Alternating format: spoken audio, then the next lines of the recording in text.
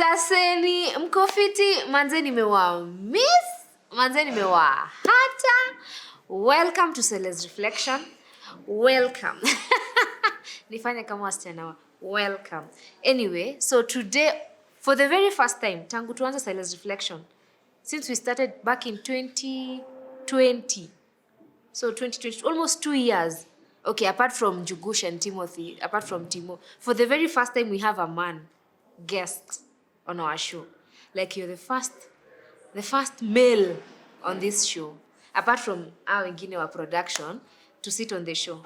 So please, anaitwa JP, but nataka ajiintroduce. Msikie sauti yake, msikie kama mnamtaka tena after the show, mniambie. So kindly introduce yourself. Thank you very much. Asante sana Sele, and I'm humbled that I'm now part of the team. Naitwa JP, that is the short form, but in full it is Jean Paul Murunga, and I work with Equality Now. Nafanya kazi na shirika moja ambayo inatetea haki za wasichana, haki za wamama. Tuko pale Kilimani, hapo Upper Hill, Bishop Garden Towers, na mimi ni wakili pale. Kwa hivyo kama kuna zile kesi ambazo zinakusumbua, umedhulumiwa, kuna vile tunaweza tukasaidiana. Sure. Yeah. So the reason why JP yako hapo, umesikia anatetea wamama. Na ni wamama tu? Na wasichana. Na wanaume? Mimi niko na mtoto mvulana, anatetewa na nani?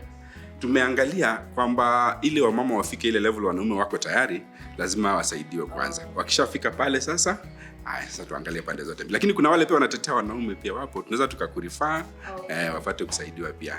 Asante sana. After this tutachukua contact.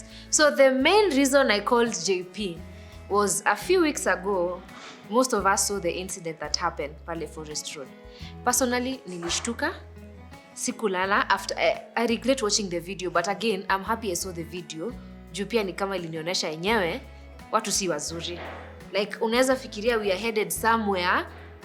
In my head nilikuwa nasema labda mashinani ndiko watu bado wamebaki nyuma. But seeing this in barabara napitianga almost weekly. So it brought so much fear. The following day I had to look for someone to talk naye kwa nyumba. Like driving alone again. Nimerudi square one. I'm looking for someone. So after what happened up Forest Road, I was like, surely, we are fighting this fight for end GBV, end sexual nini. We feel like we are moving, but you see something like that video, then you're like, ai, kweli tunasonga ama tusongi? Also, back huku nyumbani, these things happen, but we've taken them as part of us. Ni kawaida mtu wa pikipiki anaweza tu, yani unaweza tu pita akutandike, akuspank, and that's utadu, like utafanya. So first things first, JP, hiyo sexual based violence yenye tuna end, what exactly are we ending? Are we ending hiyo video tuliona Forest Road, ama we are ending even as a little thing like hiyo kuspankiwa? Good question, and asante sana Sela. Tukiongea kuhusu sexual gender based violence, kwa mtu wa kawaida ni kitu ambacho unaweza kadhania ni kitu strange, kitu ambacho kiko huko, inafanyika huko Nairobi, inafanyika huko Forest Road, lakini inaweza kuwa inafanyika kwa nyumba yako, inaweza fanyika mahali unafanya kazi, inaweza fanyika ukiwa kwa matatu. But in simple terms, kile kinachomaanisha ni kwamba inaweza kuwa kitu ambacho ni physical kimefanyika. Unaona kama yule alikuwa anavutwa manguo, mwingine anamshika shingo, mwingine nywele. Nyingine part of it ni hiyo kushtuka, kama vile unasema hasa unaogopa. Unajua hiyo tayari ni violence, kwamba unaogopa ile mshtuko. Ambapo kama tungekuwa kwa nchi ambayo sheria inafuatwa, mtu angeenda kotini kama useme kwa kuona tu ile video nimeshtuka na naomba nipeleke kwa daktari, niangaliwe, unilipe ili nirudi niishi maisha yangu ya kawaida, maana nimeogopa. Lakini kwa vile tuko katika nchi ambayo sheria bado haiongozi kila kitu, wale ambao wanafaa wafuate sheria, watusaidie kufanya sheria ifuatwe, hawaifanyi vile inavyotakikana. Kwa hivyo hiyo ni jambo la kwanza, kwamba inaweza kuwa hiyo kwamba mtu amekupiga physical, amekugusa, yani amegusa mwili wako. Anaweza kagusa mwili wako ama your property kama gari yako, kiti chako. Sasa hizi tumeketi hivi mimi na wewe. Nije tu nianze kukusuma, nasema Sale move ama Sale umevaa poa, nianze kushikashika skati yako. Hiyo tayari ni violence. Na nimeitarget kwa sababu wewe ni mwanamke. Ungekuwa mwanaume ningekuja nishike longi yako nisingeshika. Ama hata nisingeinama niangalie sijui nini. Lakini kwa sababu wewe ni mwanamke, sasa ndio maana inaitwa gender. Yani imefocus kwa gender fulani kwa wanawake. Without my sitaki. Utaki. Hata kama unataka, hujaniambia kwamba unataka. Mimi nimekuja tu nikajiingiza. Kwa mfano huyu tuna pikipiki mbeba watu ile menibeba mimi tuseme na dem. Utakuta pengine mtu atatarget ile dem ama mtu ataniambia umebebana. That's violence tayari. So ni verbal, ni physical, ni emotional, ni economic, ameharibu kitu chako. Kwa sababu wewe ni mwanamke ama kwa sababu wewe ni mwanaume. Lakini vile inavyofanyika kwa society yetu tunaona sana ina target wanawake. Na tunashangaa ni kwa nini, isipokuwa pia kuna sababu wanasema kwamba is because of the power relation, kama vile we are being brought up. Kwa sababu everything we know tumefundishwa.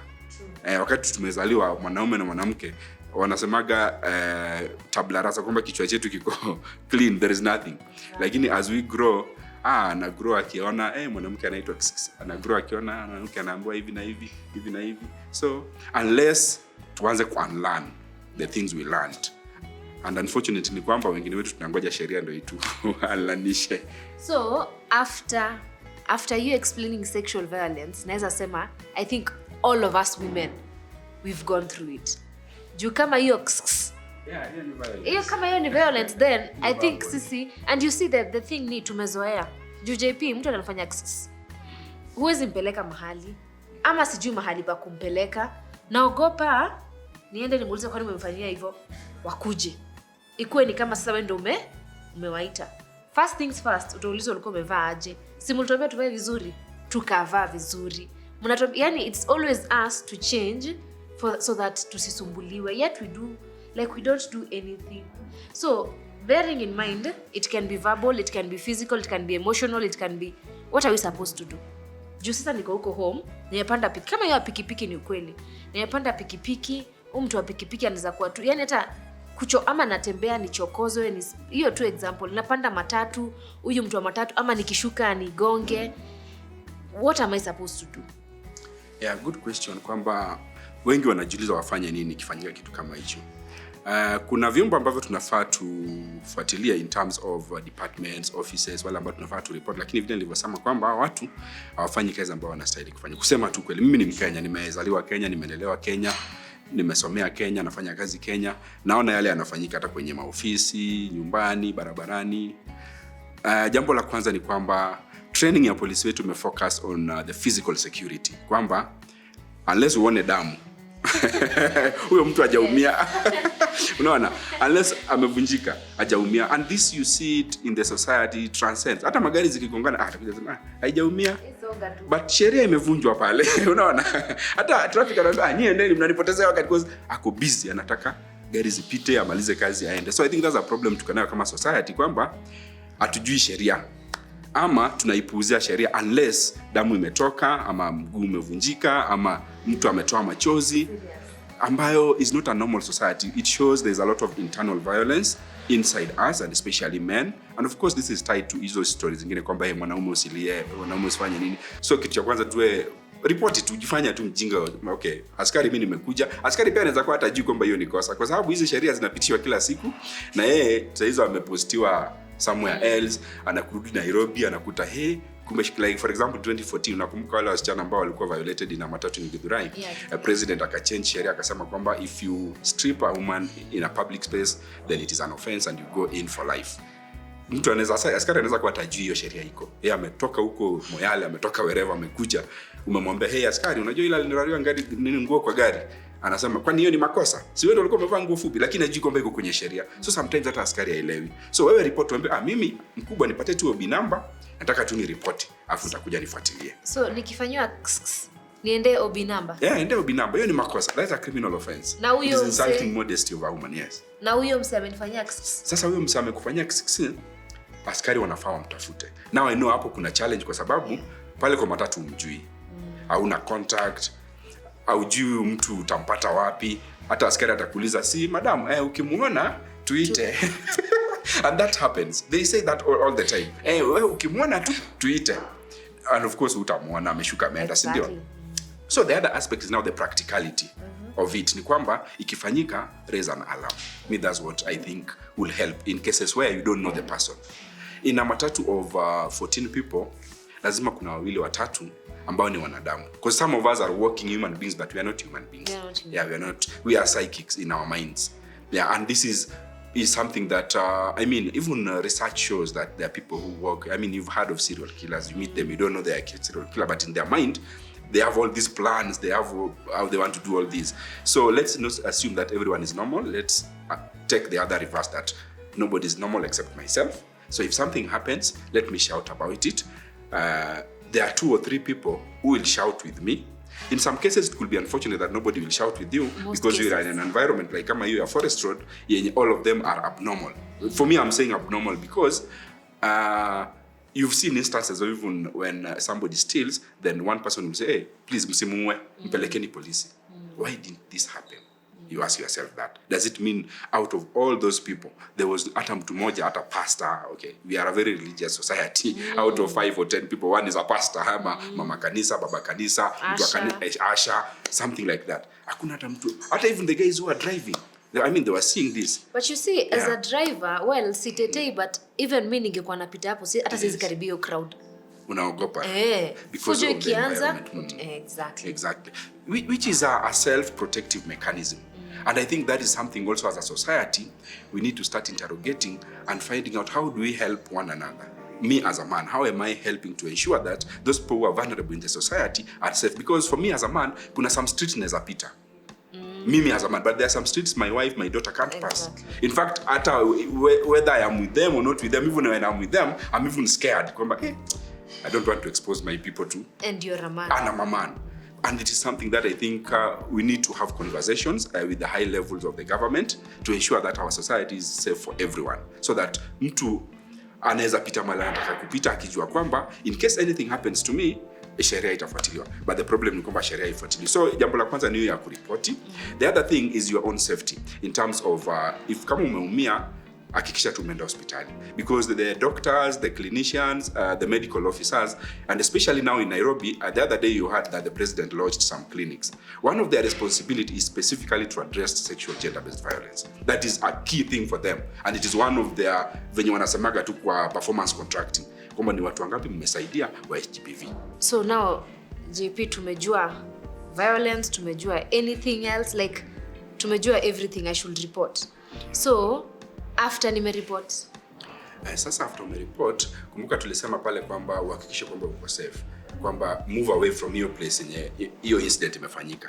And sometimes very important, yule mtu ambao unaongea naye wa kwanza after experience hiyo kitu ni muhimu sana, kwa sababu huyo mtu anaweza kuencourage ama anaweza kukudiscourage. Kuna yule atakwambia hizi vitu zinafanyikaga, wewe usiripota, achana nayo. Na kuna yule atakwambia hii ni very wrong, twende to report, na atakusaidia muende report. And then now we also see a specialist, and that's why these clinics nilikuwa nazimention, hizi za Mama Lucy and the others which have been opened, ambazo ziko na counselor, ziko na medical officers ambaye ukikaa tu na yeye, hata kama hujaumia physically, hujatoka damu, lakini hiyo kuongea na yeye inakusaidia pia the internal violence, because inaweza kuwa so physical, it could be emotional. Imekuingia kwa akili, umeingiwa na uoga, you can't do the things you used to do. Utatoka maybe unasema sitakuwa naenda nje usiku, sitakuwa napita nje, but ukiongea na huyo mtu, because that is his or her profession, kukusaidia to relieve that violence. Umereport, ndio polisi watafanya kazi yao, court itafanya kazi yake, but make sure umeenda kwa hiyo facility, unawaelezea.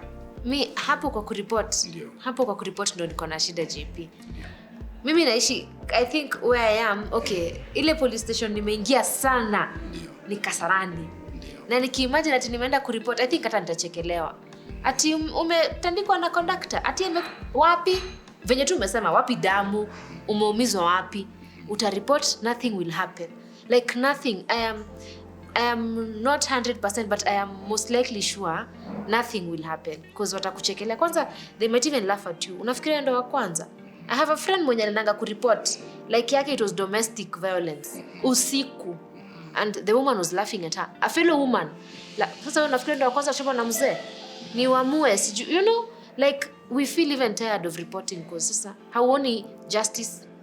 But ndio maana inaendelea, kwa sababu unajua kwa ile OB asubuhi wale polisi wanapobadilishana, when they are changing the shift, mkubwa akikuja the OCPD, the OCS anaangalia anasema nothing was reported. Kwa hivyo hii society iko tu sawa, hakuna watu wanaumizwa, iko sawa. But ukireport na uinsist akupatie OB number, kesho mkubwa akikuja anauliza na hii kesi investigate, because let's be honest, kuna those cops ambao the bad cops, who, yeah, they are there for the money, of course. They are not all there for the work. But kuna wale ambao they are accountable. Like for example, saizi president alisema kwamba they'll be signing performance contract, those high level cops. Ambaye yeye ni kuingia kuangalia ile OB, leo ni kesi ngapi? Mbona sijaenda kwa prosecution kwa DPP? Mbona sijaenda kotini? Nani alikuwa na investigate? But kuna wale wenye wako chini ya maji. Wao wako na shughuli zao, hawataki hiyo kufuatilia hizo kesi. So that's why ukireport wewe na mimi nije ni report, mwingine haja report, trust me, huyu mkubwa ataangalia aseme hii area yangu, kwa sababu kila police station iko na jurisdiction yake, yani ile sehemu ambayo inasimamia. Kwa mfano mahali ile incident ya Forest Road ilifanyika, sasa hizi trust me, it is very hard for somebody, a motorbike rider, kuviolate mtu kwa hiyo barabara. But imagine ingeripotiwa. No, I get it. Ingekuwa inaendelea. So the more we report, hata kama itafanya kitu, hata kama itakusaidia wewe, itasaidia yule msana anaumia, of course. Because I mean, people have seen her face, her clothes were off, but that has helped so many women. So many others. Yeah. It's not the best way it could have been done, but trust me, there are so many women who are now safer because imejulikana kwamba hii inafanyika. Ni kama tu kwa nyumba, baba anaweza kuwa anarepu msichana wake, but maybe out of the 3-4 girls, mmoja atakuja aseme hapana, I have to talk about this. Then ndio wale wengine wanasema pale hata mimi alikuwa ananifanyiaga. It happens. So somebody has to break the bias. Somebody has to break this cycle. So report. And it is one of us. Hakuna mtu anatoka heaven na kuja break. It is one of us. So that makes sense. So kama kwetu kwenye tuko where we live, we are scarce. So nikaenda ni report tu base fulani, wewe unifanyia mwingine a report. Itafika tu mahali makarawa kujua kweli na hii base inasumbuanga watu sana. Yeah. There's a case which was done in Meru. It is called, if you search it online, it's called 160 girls case. It was the same situation. Wasichana walikuwa wanarepiwa, wanaenda wanareport, polisi wananyamazia. Wanareport, polisi wananyamazia. Then one NGO ikaenda tu ikifanya research. Ikiangalia, na hii police station, huku community watu wana complain wasichana wanarepiwa, wanatiwa mimba. Na mbona no action is being taken? When they took the OB kusanya hizo cases zote. Do you know they went to court? Those cops were held accountable, au wasichana walicompensate. So you can imagine kama wangekuwa na report, mtu anakuja anasema there's nothing. So reporting is good. You might not get the results today, tomorrow, but at some point you may not even be in that locality at that time, but you are dead. And that's why we talk of statistics, that behind every statistic there's a human being. Tukisema kwamba out of 10 women 4 wamerepiwa ama 4 wamepigwa, those 4, they are not just a digit, they are human beings. Wanaweza kuwa saizi wako Kenya, wameenda kwingine, but in the coming generation it will help to shape some policies, some actions, and that's why reporting is being free. Na ukilipishwa of course. Jaza hiyo kitabu wanunue zingine. Kitabu ya OB, like report as much as you. Hata kama unaogopa kwenda kufuatilia, we report tu, let it be there. Ikifanyika tena umwambie askari nimerudi tena. Trust me, out of those 5-6 cops in that station, kuna mmoja who will take it seriously. But now there's something you said when we started. Hizi vitu mingi zina happen because how we've been brought up. Like mimi nilizaliwa nikiona msichana akifanywa hivi ni kawaida. Nimelelewa hivyo. So I think we need to unlearn some of these things. Juu kama hiyo nimekuambia mimi ningepita Forest Road nipate hawa singekaribia. It's not a good thing. Nika kujipenda, but at the same time hata wewe umesema tu ungeniambia songa. Like for you to be safe, move. As much as the law says when you hit someone, blah blah blah blah blah, you're also protecting yourself. So I think kuna hiyo point ya how we are going to raise our boys and how we are going to unlearn some of these things. Juu kama kijana wangu hatajua hiyo story ya sidhani itaendelea na generation yake. So I think it's also us now as the people out here, because kuna part ya serikali, kuna part ya, na hiyo ni long shot. We should not even get to the OB. We should end it here kwa matatu. We shouldn't end it pale kwa matatu. Mimi bado na insist. Hata tukisikizana pale kwa matatu, ukaniomba msamaha kwamba let's assume mimi ni dem. Umeniambia I'm sorry nilikuwa nimekushika hivi, nisamee. Mimi naomba is okay, wewe tumesameana hapa. Let it be a record, because I don't know mahali unaenda huko unaenda kufanyia mwingine. But what I can say from the other point you've mentioned about how to raise our children, we learn. Even me, I mean, the way I was born is not the way I am now. When we are born, we are biological. We act by instincts. There are certain things in our lives or in our bodies which are biological, and we call them involuntary. Yani zinafanyika tu, like for example digestion. Hausemi mwili yangu hebu anza kudigest. Inafanyika tu unaona. But there are other things which we do consciously yenye tuna control na brain yetu, kwamba hizi ni vitu tunaamua tu, and those are the things that we need to learn and unlearn. Kwamba nimeona huyu ni msichana, if I'm interested in her, there is a way in which I can approach her. Nimwambia, and if she's not interested, I mean, she's not the only one wako wengi, si ndio? I can go to the other one. So these are the things that when we are bringing up our boys and our girls in the schools, and it needs to start with the teachers, because even the teachers we have, not all of them appreciate gender equality, kwamba tuko sawa, uende kwa nyumba. Like for example, a very simple question, which is always asked in the gender space, kwamba, do you think a husband has the right to like direct the wife to do something?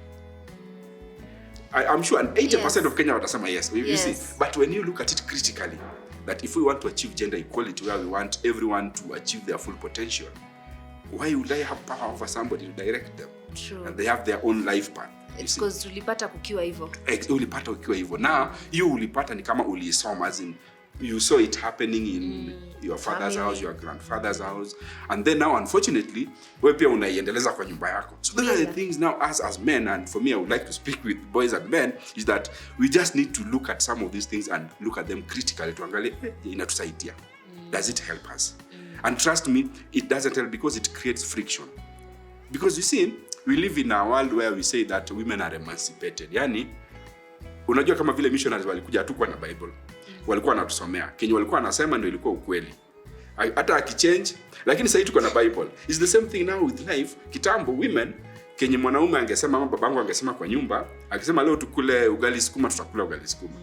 Because yeye alikuwa na pesa. Siku hizi mama ako na pesa, wewe kula ugali sukuma yako, sisi tutanunua nyama. Exactly. And that friction, the only way we can end it is when we unlearn some of those things. Tuseme tu kwamba yenyewe mali dunia imefika sasa, we are equal. Maybe hujapata opportunity yenye niko nayo, but at some point you will get it. And of course, we live in a fighting world. We say that human rights are things we fight for every day. And women know this. And that's why there are those women who stand up and there are those who don't stand. Because wale wana stand wameshajua kwamba hizi vitu tusipo fight, hatutaenda mahali.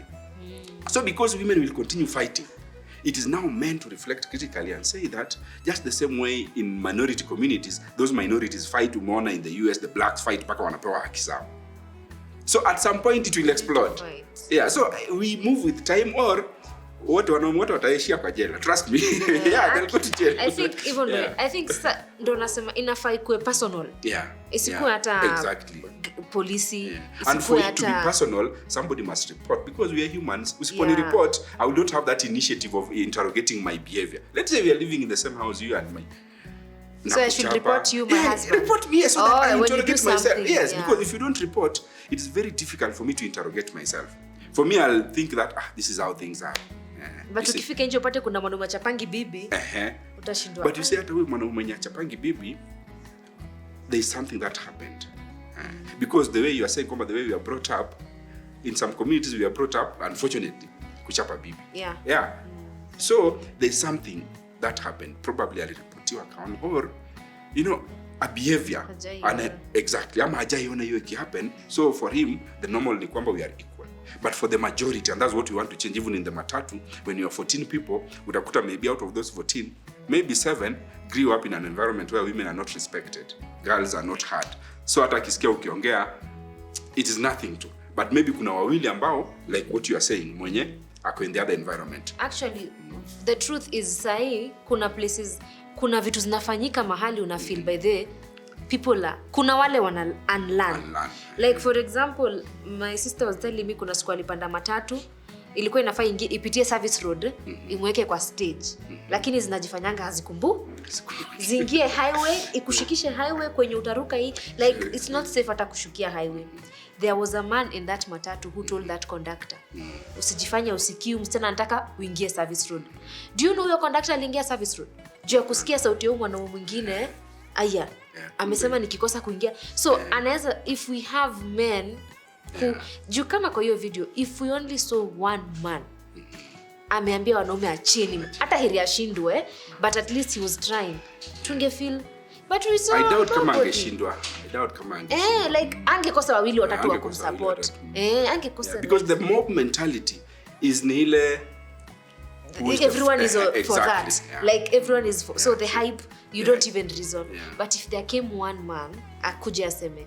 So so I think tuta unlearn na sisi kama watu wa Celes tuta report, tujaze tu hiyo OB. Hata kama una unlearn report, ikuwe tu record. Hata afungwe, but let it be on the record kwamba these are some of the things we are struggling with. Because mtu atakuja kwa hiyo community, atajuaje vitu mna struggle nazo kama mzi report. Serikali itajuaje these are the things you struggle. Like let's say umefungua clinic hiyo area na watoto wanagonjeka, hawapelekwi balama, hata wanatibiwa lakini hairekodiwi. Mtu atajuaje ugonjwa yenyewe kwa hiyo area? Si hizo records ndio serikali inaangalia sema okay, kumbe hii area watu wanakoaga sana. Wametu disappoint tu na kuto follow up, so we feel like exactly. But when you record them because serikali pia wajua inapanga very slowly. Kitu inaweza fanyika leo. So exactly. So like they're not interested. Exactly. Yeah, because it maybe it is the system, the way it is, the way the guys who are there, maybe this doesn't affect them personally, but there is one or two mwenye go through hizo records na waseme I think there's a problem there. Yeah, but for me what I'm happy about ni kwamba there are those small steps they are taking, like now these cameras they are putting everywhere, because I ask myself hii ni mtu alirecord kwani forest haina hata zile cameras za seriously. So as much as they are taking, sisi yake hatuzisikia hapa chini kusema ukweli. That's why we need to report them so that zijaze OB. Wanaweza kuwa wanafanya huko juu but huku chini haijatufikia. Mjaze OB waangalie kuna hii institute inaitwa Crime Research Center yenye iliambiwa kwamba research kwa nini kuna GBV Kenya. Hebu imagine wamekuja kwa police station wakute OB mbili zimejaa mambo ya GBV. They'll tell the president. Watamwambia, watasema hapa kuna shida. And even the cops will start working on it. Here's the thing. My report kwa police was a serious one. They didn't take action. You know, I can't wait for others to report. So what can I do extra? What you do extra is that you see the police ranking. I'm not speaking for the police, but from experience of how I've engaged them, because in the work I do, I engage them almost on a weekly basis from the cases we receive. Yeah, I mean, these guys, some of them don't know these things. Wengine hata mpaka I remember there was one case where alikuwa anatuliza sasa hii tutacharge na nikamwambia nowadays hata sio nyinyi mna charge. Now it is us now telling them ni ODPP wewe andika tu hii report ni ODPP ndio wanafaa wajue ni sheria, kwa sababu these guys their training is so fast. I mean 6 months in kiganjo uweze soma hata sisi ambao tumesoma sheria for 4 years 6 years bado kuna sheria zinatujui. So even them there are certain things mtu anaweza kuja kwake anataka kureport but anashindwa sasa hii ni crime gani, mpaka sometimes wakili sasa hii kesi hii ni section gani, naomba wewe usijali about that, hiyo ni ODP, enda kwa director public prosecution, mimi kile najua ni kwamba kosa imefanyika, unaona. Yeah, so wao pia unaweza kwako una understand ilikuwa serious because it has happened to you or happened to somebody you care about, unaona. To you it is, but unajua ile ni neutral party na yeye maybe anaona watu kama wewe maybe 20 in a week 30 in a week, so kwake huyu ni kama huyu ni wale wasichana usumbwaga, unaona. And that's why now so you go to the next step. So for example, if it is the police post around your area, then after police post there's now a police station which covers a bigger area. Vinaenda tu hivyo zikipanda. And nowadays hata haipoa iko na lines very open. Ni vile tu sasa information access in Kenya is not equal to everybody. Tunataka ile word of mouth.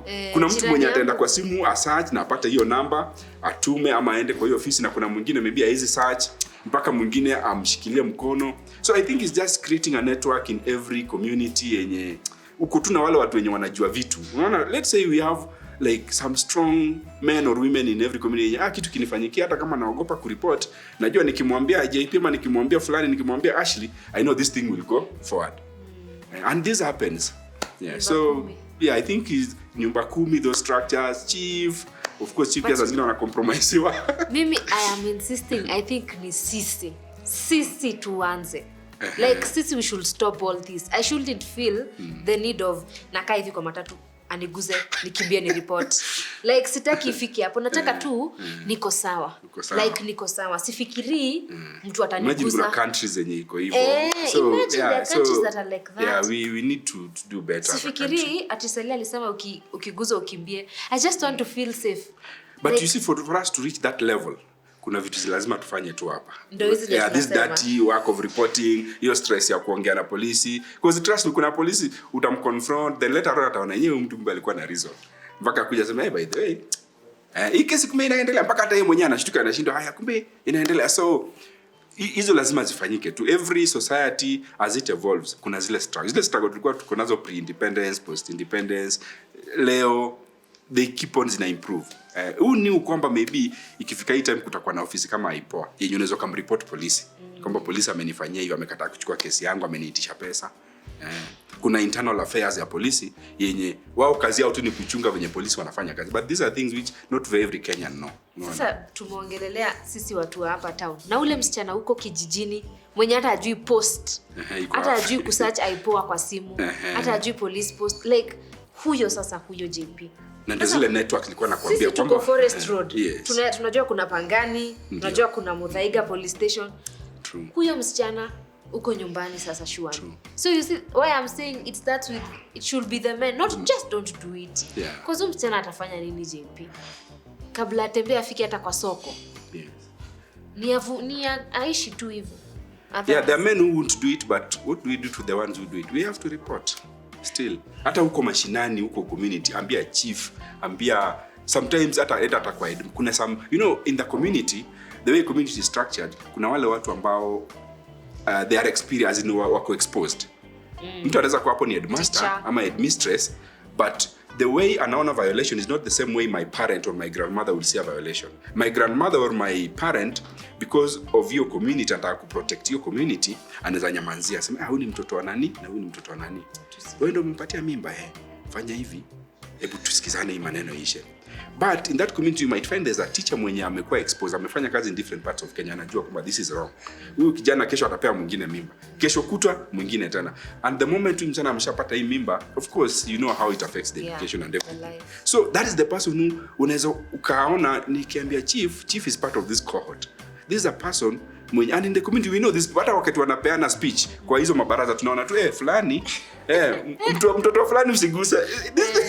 Those are the people you need to target, kwamba wasichana wafundishwe wajue kwamba ikikufanyikia ama ukiona threat, sometimes it is your parents who are encouraging it, but there is somebody whom if you speak with them, there's a way they can turn things around. They know the people to speak with. The venye tu anasema in Kenya kwamba your network is your network. Wale watu unajua ndio utajiri wako. For your case to go on, but that is a very bad situation. We want systems to work, but unfortunately systems are not working. That's why in my phone niko na namba ya IPOA, niko na namba ya ODPP, niko na namba ya FIDA. Mimi in phone I have my camera on. I think I only have my camera. So you see, we've resorted to individual strategies because the system is not working. Exactly. But we hope with these conversations the systems will work. True. Need to learn too. Yes. So now having umetuambia vitu mingi, umetuelezea, of course tumelearn, tumejua. Like I'm not where I was before. Hata I'm looking forward to reporting someone. Great. Mimi mwenye anani cross next, you see? Report. Imagine report. Hata kama kuna physical injury, report. Just report. Kama amefanya kitu ambacho sijafurahia. Wacha waseme haiko kwa sheria, then sasa tutengeneze sheria yenye itacover. Exactly. So maybe unaweza tupatie two closing remarks. Well, what I can say as a closing remark is basically to my fellow men and fellow boys that even myself, there's a way I was born, there are things I learned, and there are things I also struggle with even now. And these are things which we, as human beings, we struggle with. But the fact is that there are certain things which are animal kind of behavior. Like what happened in Foster is not a human kind of behavior. And let's shed off these things. Maybe we grew in environments where women was being seen as properties, anaolewa, mnapata mali, ama they are sexual objects. But life has taught us better that we need to give space to our fellow human beings so that we also live as human beings. So let's all condemn that act, and let's make sure that those guys who did it do not do it again. And the only way they can be prevented from doing it again is when they are jailed. Because now saizi the media pressure imeenda chini, DCI walituambia wameshika huyu jamaa akienda TZ.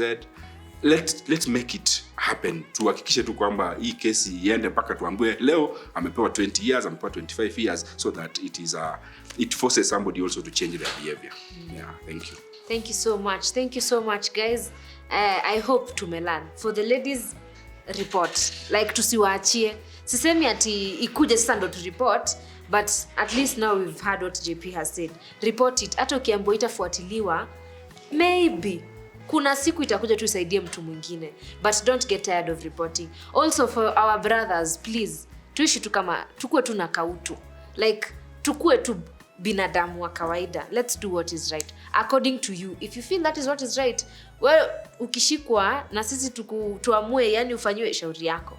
Anyway, thank you so much guys for watching. I am going to give you details za JP hapa. Tutapeana in case kuna mse anataka kureport. Sure. So unasema wewe ni wakili. Yes. Utafuatilia hiyo kesi hadi mwisho, like you're going to help them in case they are feeling they have a lot of issues they want to we'll connect them with the necessary channels and where we need our voice to come in, because there are some cases, of course, which involve high-level personalities, and we come as a team and we issue a statement. Yeah, we make it happen and we break the bias.